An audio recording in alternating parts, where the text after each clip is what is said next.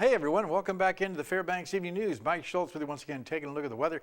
All in all, a pretty nice day across the interior. We looked at some showers around the area, but for the most part, they all stayed away, so it was all pretty good.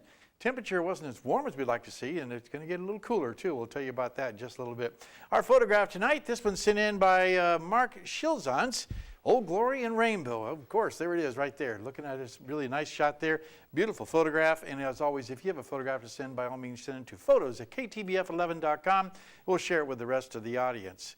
What's going on as far as the temperatures out the airport? 63, that's our high for the day. The low last night, 50. The record high, 84, set in 1981.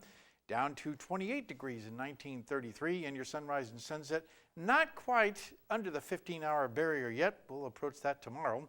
And as far as what's going on across the rest of the state, area of low pressure sitting to the southwest part of the state, that's moving slowly to the east, and we have more moisture moving in from the west, and also a pretty good frontal band moving across from the Pacific Northwest, actually from the northwest. I'll tell you about that in just a little bit.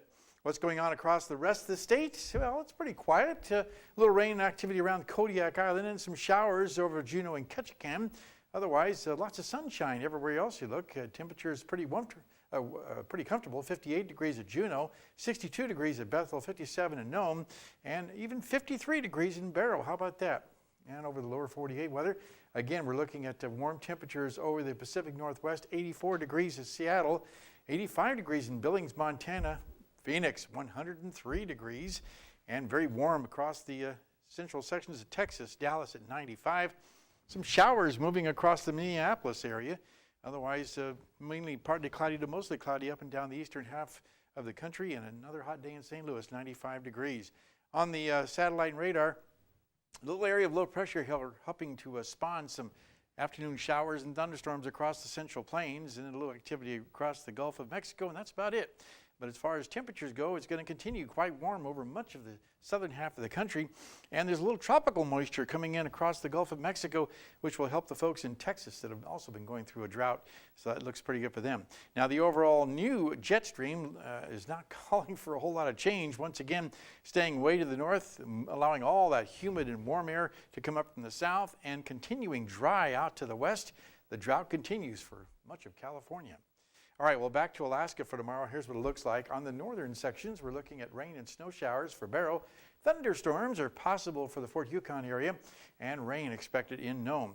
Here in the interior, for the most part, looking at mostly cloudy skies at Fairbanks, Delta Junction. A few showers are possible around the Healy area. Heading over southeast on the sections of Alaska, mainly showers for Juneau and just mostly cloudy skies at Ketchikan.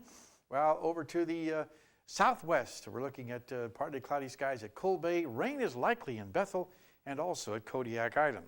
And over the south central regions, scattered showers across the region, and looking at about 60 degrees for the Anchorage Bowl. Once again, time for our kids' weather, and this week we're talking with the kids from Ann Ween Elementary School. And tonight we have another young lady with us to ask me a question about weather. Hi, I'm Cadence, and I am 10 years old. I attended Miss DeNoble's class at Ann Ween Elementary, and here's my question. Why does the weather change? Well, Cadence, there are three main things that change the weather. There's temperature, there's clouds, and there's wind. And those are the main ingredients, and they're all wrapped up into the whole overall picture, and that's what changes the weather all across the world. Again, thanks for that question, and again, thanks to Mount McKinley Bank. And tomorrow night, the teacher will be here with a unique weather fact to share with us.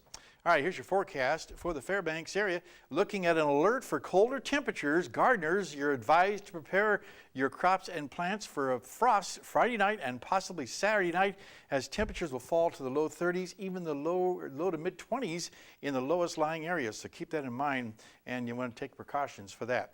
Our forecast for tonight, scattered clouds with isolated showers, 47 degrees the overnight low. Tomorrow's forecast, looking at mostly cloudy skies and a little warmer, 65 degrees, then maybe some more showers by later on in the evening, continuing to Friday. And our 5-day outlook showing those showers on Friday. Then things look a lot better for Saturday, Sunday, and Monday into Labor Day. Looking at temperatures cooling down, as you can see, the overnight lows in the low to mid 30s.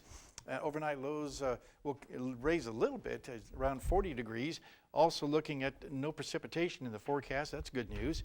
And maybe they're going to see some pretty good snowfall in the Brooks Range. So interesting that we are definitely looking at maybe taking a turn for fall weather.